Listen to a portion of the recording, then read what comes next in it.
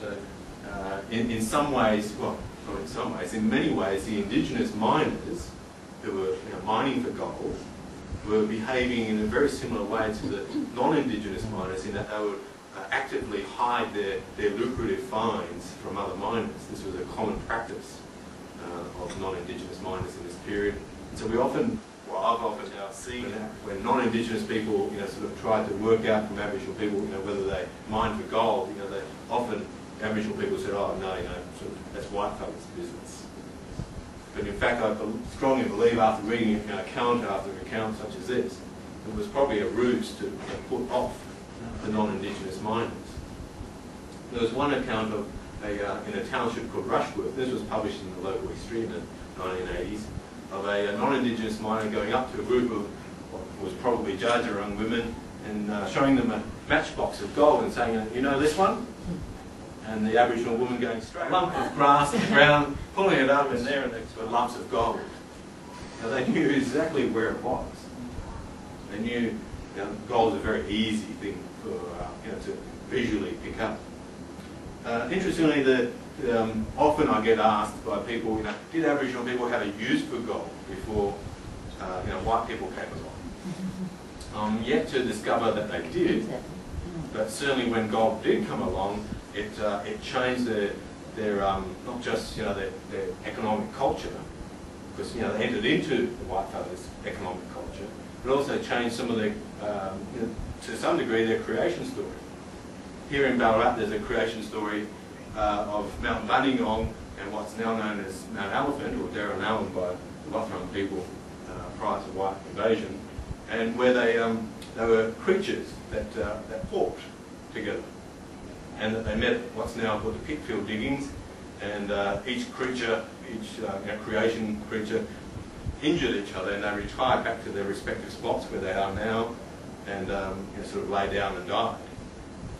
And the story changed prior to the goldfields. The story was about that they were competing about this greenstone axe, which was a very valued stone. It was their version of gold, if you like, that they used for tomahawks and other very useful sort of tools. And after the goldfield, or during the goldfields, that same story got changed into they were fighting over gold. So the arrival of gold seeking changed the influence of gold in their minds to include it into their creation story. Quite an interesting sort of adaptation.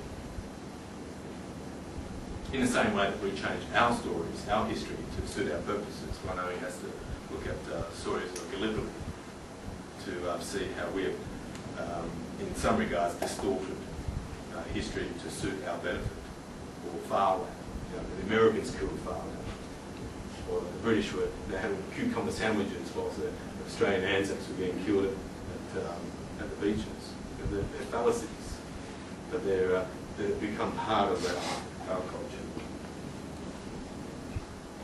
So they're also discovering new goldfields. This was quite an interesting quote from an American miner.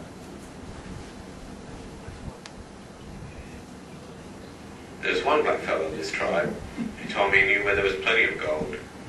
We made arrangements to go with him. The same place, but a short time after, turned out to be a good gold district, known as the Ararat Diggings. Charles Ferguson, Experiences of 49, 1888. Again, that story's been republished in the late 1970s.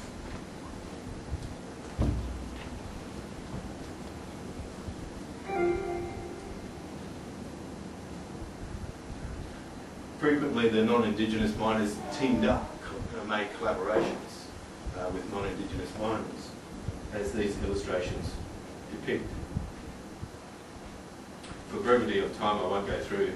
I'll go through them rather quickly. This is just a small sample of some of the journal entries and book publications and newspaper entries of the time.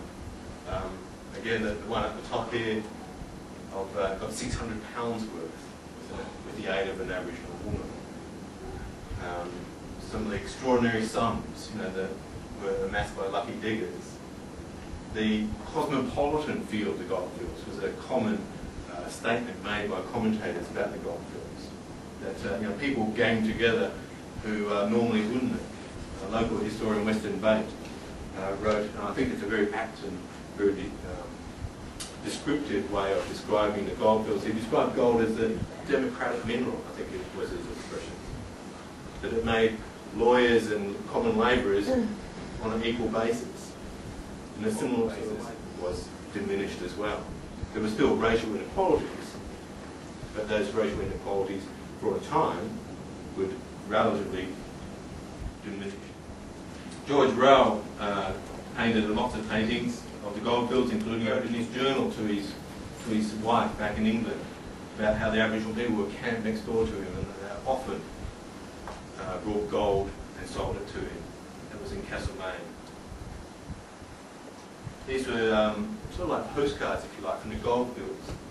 They almost always had Aboriginal figures in the letterhead, if you like. This one of a miner who you'd write on the back of these illustrated sort of postcards.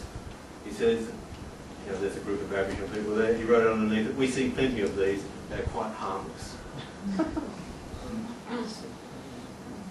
Often it was just, that little quip, that little sentence that I'll find in the documents, demonstrating that, yes, they were there. One of the interesting roles that Aboriginal people had on the goldfields was as farmers, just north of Ballarat.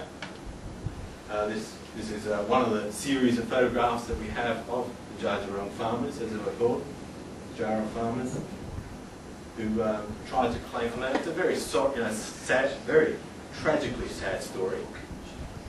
Where, in a period when the non-Indigenous miners were trying to claim some sort of rights, fought a rebellion over it, in a very similar fashion, the Aboriginal people too were clamouring for rights, but sadly were denied them.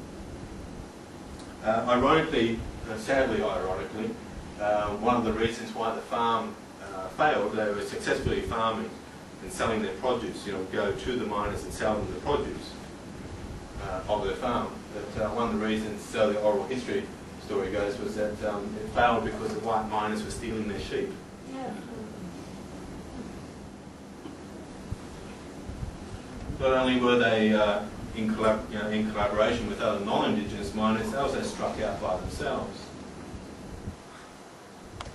Again, this is a very, very small sample of the newspaper reports. I love this one. Even the Aborigines are wealthy. I'm at a party with them at Bullock Creek with money in their pockets. One remark would become an expression of dignity. Me no poor fellow, black fellow now. Me rich, black fellow. There was a newfound wealth that gold also brought them.